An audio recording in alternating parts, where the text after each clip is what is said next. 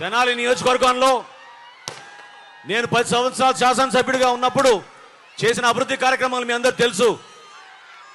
చేసి చూపించాను నేను అభివృద్ధి అంటే ఏంటనేది. మన ప్రాంతానికి రోడ్లు వేశాం, వంతెనలు నిర్మాణం చేశాం, సంక్షేమం కూడా అదే విధంగా అందరికీ రేషన్ కార్డులు, పెన్షన్లు, 35 కిలోల బియ్యం, అన్నిటికన్నా ముఖ్యం చాలా మందికి గ్యాస్ బండలు కూడా ఆ రోజున ఇచ్చాం.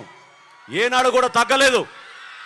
నిలబడింది రాజకీయాల్లో 10 మందికి మేలు చేయాలి, ప్రతి ఒక్కరికి అభివృద్ధి సంక్షేమం రెండు కూడా అంతే విధంగా చేయాలనే ప్రయత్నం చేశాం.